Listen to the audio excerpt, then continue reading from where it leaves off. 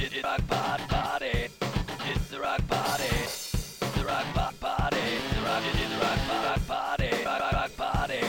Hello, my name is Carl Holland. Some of you may know me as Rick Shaw, and some of you may know me as Pro. This is where the profile comes from.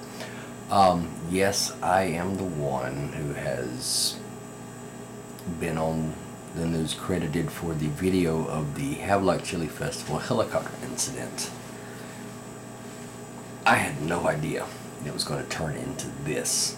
One thing I like to do is when I go places, trips and such, anywhere I'm allowed to carry my cameras, I like to do so. Both to take pictures and to capture video, sort of like my own little time capsule of the day. Where I go to the Blueberry Festival in Burgaw, or the Night Ranger concert in Smithfield, or in this case the Chili Festival in Havelock. I like to have a little video souvenir, like a video scrapbook, and I will of course burn it to DVD for my personal use, and for people that are friends of mine that are not able to attend and may be curious about it, I'll upload it to YouTube and on Facebook, or either you upload it to YouTube and link to Facebook, depending on which is which. So I didn't think anything of this. It's not like I really have a lot of viewers on my YouTube channel. But I was at the Havelock Chili Festival on Saturday, and it was a nice time. I recommend going next year. I know you've seen what happened on the news, and that won't stop me from going back. I'm 41 years old, and this thing's been going on for 30 years, and this is the first time I'd ever heard of it. Thankfully, there are sources that we have available now that didn't have 30 years ago. We have Our State Magazine and a website called visitnc.com, and they provide me with a weekly newsletter of all the events happening in the state of North Carolina. Lived here my whole life and didn't know half this stuff was out there. So I like to go check these things out. And chili, yeah, for a man, that's game on right there. So it was a natural I was going to go. I had a good time. Traffic was a little crazier than I thought getting down there, but once I got there, it was a nice day. I was just filming a little bit of everything. I really wanted to see the dog show. I never found that. Wanted to capture some of the band, because if you've seen the one from the Blueberry Festival, you see me. I was filming Spare Change because they were playing. And I love going to the air shows, and I love aircraft. I support our military, the Air Force and Marine Corps in particular. Of course, all branches, because I have friends that have served or are currently serving in all branches, and I will always salute them and thank them for their service. That's what you do. You thank your military for their service. We're not going to have a repeat of that nonsense that happened after Vietnam, where the soldiers were not appreciated.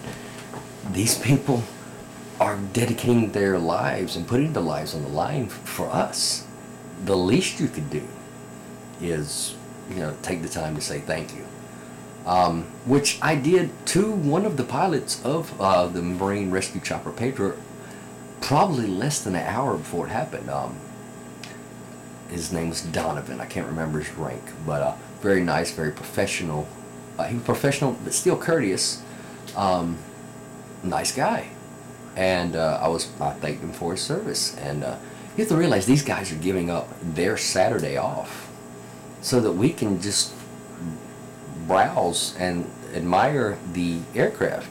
Of course, they have to stand guard of it, naturally. But they're giving up their Saturday for our amusement, if you put yourself in their shoes. So I can only imagine what was going through their minds when they're already thinking, well, they've lost their downtime for our amusement, and then this happens. My heart goes out to them. I really don't know how they're reacting, because I know in my heart this was not a malicious act. This was an accident, and I will go into that in a little bit. I posted this as a time capsule. For some reason, Well, of course, when it happened, I made a little status update on Facebook on my mobile phone, just letting everybody know what happened and I was okay. I had filmed the helicopter takeoff not knowing it was going to be anything other than a takeoff, which when you go back and watch the video, you can clearly see my viewfinder was focused on the path of the helicopter, which is why I didn't see the rest coming, because I wasn't looking in that direction. I was looking at the viewfinder. That what you saw on the screen is what I saw. And apparently when it first happened, no one else thought anything of it, because when the little whirlwind of paper started, you can actually hear people cheering.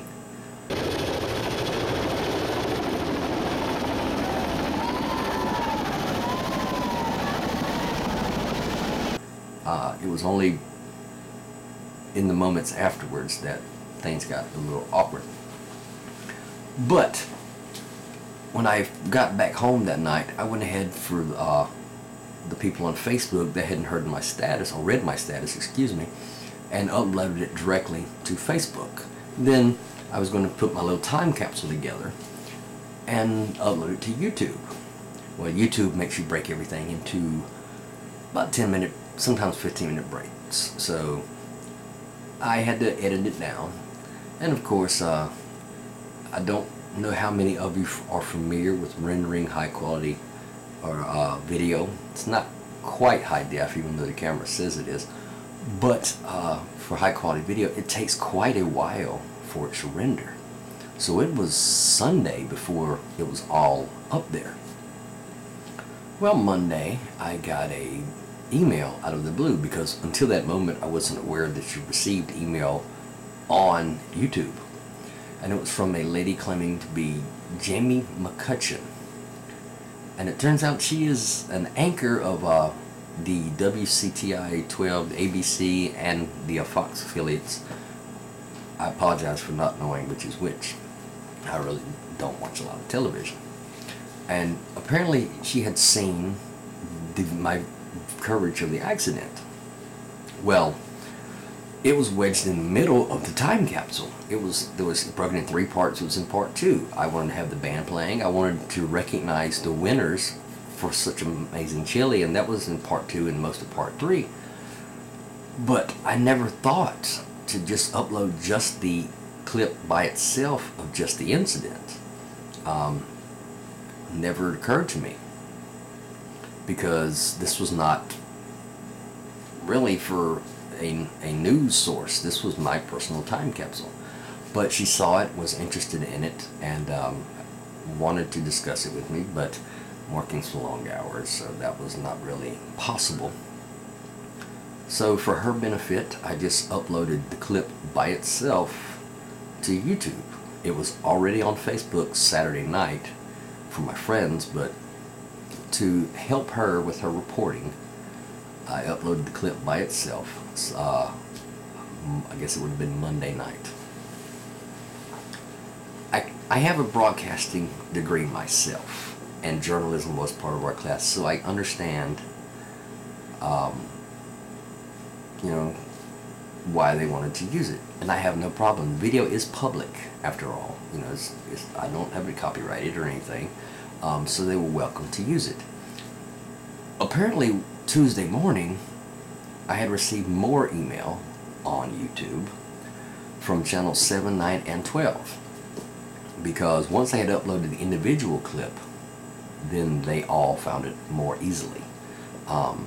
Again, that was not my intention. I was trying to help out Miss McCutcheon in her reporting.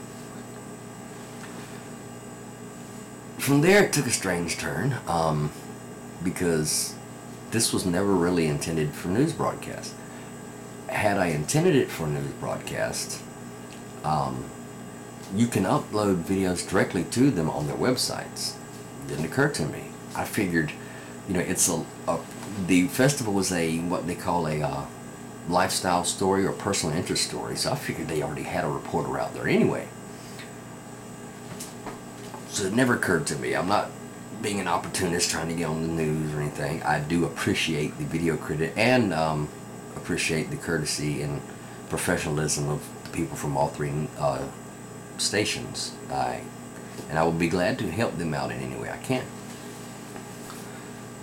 But the problem is, a lot of them wanted my personal statement, because you can clearly see on the video that I sort of got involved when a tent wrapped around me and one of the tent poles actually glanced off the top of my head.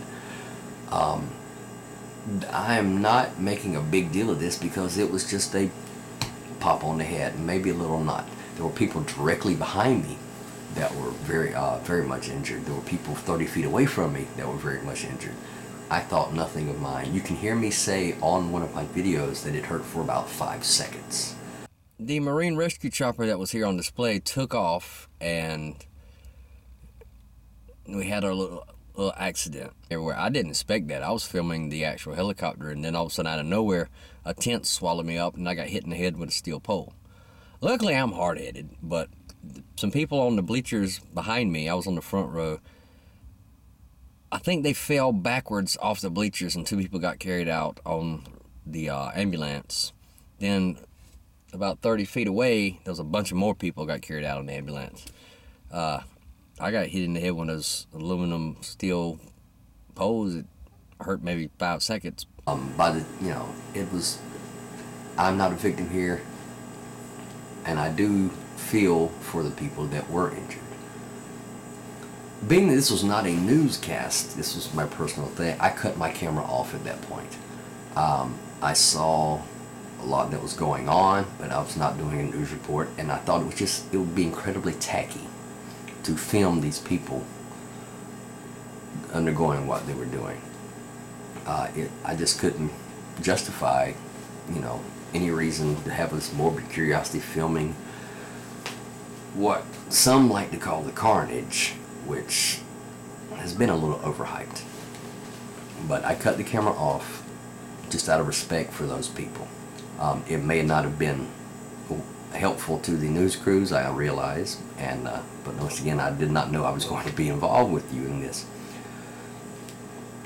So they used what footage I had posted with my permission, and Stephanie Moore at WNCT was the first to offer me a video credit. Now that one I may not have been trying to be opportunistic, but that one I did enjoy because from a broadcasting degree that I earned 21 years ago when journalism was part of a video credit, sort of like a byline. That did get me excited just from my background. And I thought it was nice to offer because I don't think they actually have to do that for anything that's posted publicly on a YouTube site.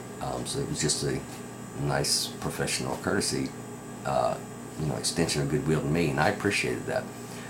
But she contacted me, and I gave her full permission to use it, and as well as did a Miss Kelsey Smith, I believe it was from WITN 7, and I actually spoke with her on the phone. And I spoke with John Erickson, also from Channel 12, who was unaware that I had already been corresponding with Miss McCutcheon, and I informed him, and then they collaborated.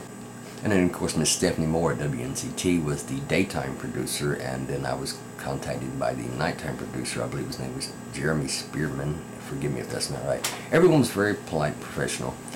And I